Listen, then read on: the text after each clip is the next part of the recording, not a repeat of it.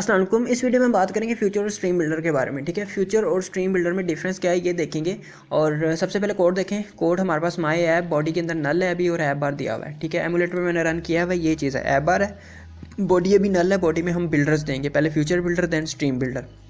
अच्छा, इस वीडियो में जो हम एग्जांपल देखने वाले हैं वो हम फायर बेस की देखेंगे। फायर बेस से हम डाटा यहाँ पे ऐप के अंदर डिस्प्ले करवाएंगे, फायर बेस से लोड करेंगे और यहाँ पे ऐप के अंदर डिस्प्ले करवाएंगे। अच्छा, अब फॉर एग्जांपल ये फिटनेस ऐप है, यहाँ पे एक फायर बेस प्रोजेक्ट है मेरे पास क्विज़ नाम से। इस क्विज़ प्रोजेक्ट जो है फायर बेस का, इसके साथ हमारी ये फिटनेस ऐप कनेक्टेड है। ठीक है, सो अच्छा, अब इसके अंदर डिफरेंट कलेक्शन हैं। यूज़र्स कलेक्शन में यूज़ करूँगा इस वीडियो में। फॉर एग्जांपल यूज़र्स कलेक्शन के अंदर 2 डॉक्यूमेंट्स हैं। ठीक है, अब इन 2 डॉक्यूमेंट्स को मैं यहाँ पे ऐप के अंदर डिस्प्ले करवाऊँगा, एक दफ़ा यूजिंग फ्यूचर बिल्डर, एक दफ़ा यूजिंग स्ट्रीम बिल्डर। अब यार अगर यहाँ पे मैं ओपन कर लूँ, सो फ्यूचर और स्ट्रीम बिल्डर में डिफरेंस यही होता है कि फ्यूचर जो है वो एक दफ़ा एग्जीक्यूट होता है, वो एक दफ़ा कॉल होता है। ठीक है, जबकि स्ट्रीम्स जो हैं वो कॉन्टीन्यूसली कॉल हो रही होती हैं, वो कॉन्टीन्यूसली अपडेट हो रही होती हैं स्ट्रीम बिल्डर जो है।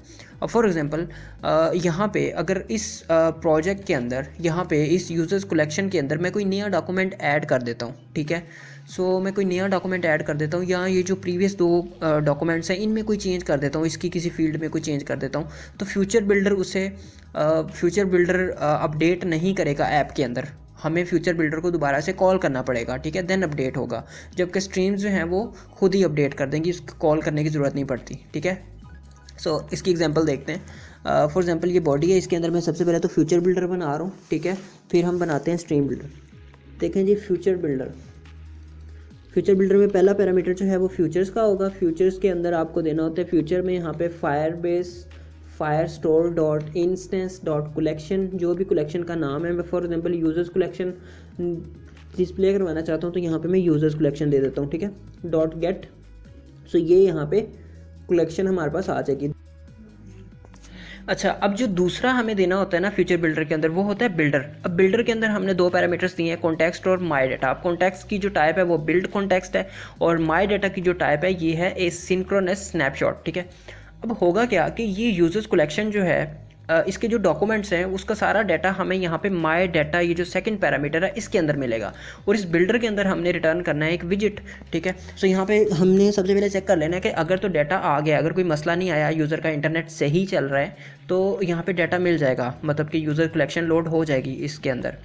तो देन हमने क्या करना है कि देन हमने लिस्ट व्यू बिल्डर का यूज़ करके यहाँ पे डिस्प्ले करवा देना है डाटा। इन केस कि डाटा नहीं आता, मतलब कि यूज़र का इंटरनेट का मसला है या कोई और एरर आ जाता है, तो देन हमने यहाँ पे या तो एरर मैसेज डिस्प्ले करवाएंगे, या आप यहाँ पे सर्कुलर प्रोग्रेस इंडिकेटर डिस्प्ले करवा सकते हैं। फॉर एग्जांपल मैं सर्कुलर प्रोग्रेस इंडिकेटर डिस्प्ले करवाऊंगा। अब यहाँ पे मुझे कंडीशन लगा लेनी है कि अगर माई डाटा डॉट हैज़ डाटा, ठीक है, डॉट हैज़ डाटा, अगर इसके पास डाटा आ जाता है तो देन आपको क्या करना है, देन आपको यहाँ पे डिस्प्ले करवाना है डाटा। ठीक है, और वो यहाँ पे मैंने कॉपी किया हुआ था, मैं यहाँ पे पेस्ट कर देता हूँ। यहाँ पे लिस्ट व्यू बिल्डर मैंने बनाया हुआ है।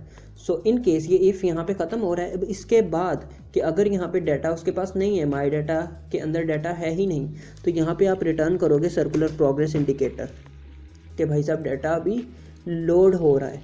ठीक है, अच्छा, अब मैं कर देता हूँ इसे रन। सो अब ये circular progress indicator and then ये हमारे पास वो दोनों डॉक्यूमेंट्स आ गए हैं। ठीक है, अली और फवाद, ये 2 डॉक्यूमेंट्स हैं, ये फवाद है और ये हमारे पास दूसरा अली का है। ठीक है, अच्छा, अब हम क्या करेंगे, इसके अंदर देख लें पहले किया है क्या है। अगर डाटा मिल जाता है तो डॉक्यूमेंट्स जो हैं ये मैंने प्रिंट करवाया हुआ है कंसोल पे। ये है क्या, ये लिस्ट ऑफ डॉक्यूमेंट है। ये देखें, लिस्ट है, एक लिस्ट है, उसके अंदर 0th इंडेक्स पे पहला डॉक्यूमेंट है, इंडेक्स नंबर 1 पे दूसरा डॉक्यूमेंट है। ठीक है, और इसकी टाइप देख लें, जेसन क्यूरी डॉक्यूमेंट स्नैपशॉट। ठीक है, सो अब हमने बेसिकली किया क्या है कि ये जो डॉक्यूमेंट्स हैं ये हमारी लिस्ट है। ठीक है, और इसके अंदर हमारे पास डॉक्यूमेंट्स होंगे, जो भी यहाँ पे आएंगे यूजर्स कलेक्शन के जो डॉक्यूमेंट्स हैं वो इस लिस्ट में पड़े होंगे। पहले इंडेक्स पे, मतलब 0th इंडेक्स पे पहले इंडेक्स पे दूसरा डॉक्यूमेंट होगा, सो इस तरह।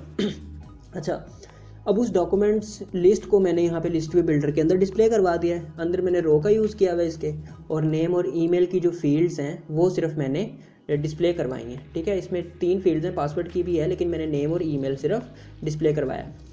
That's it.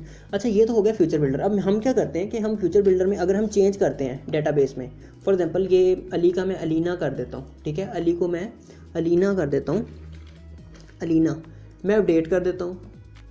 अब यहाँ पे अपडेट नहीं होगा, यहाँ पे अपडेट नहीं होगा, हमें यहाँ पे इसे दोबारा से रन करना पड़ेगा, कॉल करना पड़ेगा, ठीक है।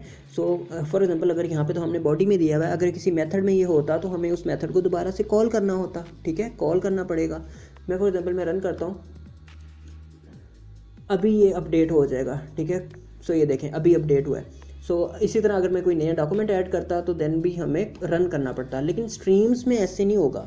स्ट्रीम बिल्डर अगर मैं यहाँ पे इसको मैं फ्यूचर बिल्डर को स्ट्रीम बिल्डर में कन्वर्ट कर देता हूँ, तो यहाँ पे हमें स्ट्रीम यूज़ करना है और यहाँ पे गेट की बजाय हमें स्नैपशॉट यूज़ करना है और यहाँ पे हमें फ्यूचर की बजाय इसका स्ट्रीम होता है, ठीक है, स्ट्रीम, दैट्स इट।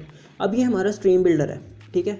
अभी अगर मैं कोई चेंज करूँगा ना डेटाबेस में, तो वो हम यहाँ पे रन नहीं करना पड़ेगा, कॉल नहीं करना पड़ेगा, वो ऑटोमेटिकली यहाँ पे चेंज हो जाएगा ऐप के अंदर, ठीक है, अपडेट हो जाएगा। अब फॉर एग्जांपल मैं इसको अलीना को मैं दोबारा अली कर देता हूँ, ठीक है, मैं दोबारा इसे अली कर देता हूँ। मैं किया अपडेट पे क्लिक, मैं करता हूँ ओपन, ये अली हो चुका है, ठीक है। अच्छा अब ये देख लें कितना क्विकली वो रिस्पॉन्ड कर रहा है स्ट्रीम बिल्डर। ये कॉन्टीन्यूसली अपडेट हो रहा होता है, ये कॉन्टीन्यूसली कॉल कर रहा होता है, ठीक है। डेटाबेस में कोई भी चेंज होगी ये उसे ऐप के अंदर शो करवा देगा, रीड कर लेगा बेसिकली डाटा। अच्छा, अब यहाँ पे मैं कोई नया डॉक्यूमेंट भी ऐड कर देता हूँ, for example add document auto ID, यहाँ पे नेम की फील्ड के अंदर फॉर एग्जांपल कर देते हैं कुछ, ठीक है, और ईमेल की फील्ड के अंदर फॉर एग्जांपल हम कर देते हैं @.com, सेव किया। अब ये हमारे पास डॉक्यूमेंट है, अब ये हमें वहाँ पे दिखेगा, ये लें, ठीक है, कि वहाँ पे डॉक्यूमेंट ऐड किया तो यहाँ पे ऐप के अंदर भी वो डिस्प्ले करवा रहा है। हमने इसे कॉल नहीं किया, ठीक है, ये ऑटोमेटिकली हो रहा है। सो यही डिफरेंस होता है फ्यूचर बिल्डर और स्ट्रीम बिल्डर में, कि फ्यूचर बिल्डर जो है वो कॉल करना पड़ता है, ठीक है, वो एक दफ़ा काम करता है, दैट्स इट। सो अगर दूसरी दफ़ा काम करना है, फॉर एग्जांपल दूसरी दफ़ा हमने डाटा लोड किया, देन वो अपडेटेड डाटा आता है। जबकि स्ट्रीम बिल्डर जो है ये खुद ही कॉल करता रहता है, खुद ही रीड कर देता है। इसमें रीड्स बड़ी होती हैं फायर बेस में, अगर स्ट्रीम बिल्डर यूज़ कर रहे हो ना तो रीड्स बहुत ज़्यादा हो जाती हैं। फॉर एग्जांपल अगर मैं इसकी रीड्स आपको, खैर लीव इट, बाकी हम नेक्स्ट वीडियोज़ में देखेंगे। और ये कोड जो है ये मैं कमेंट सेक्शन में भी दे दूँगा और लिंक भी मिल जाएगा डिस्क्रिप्शन में आपको।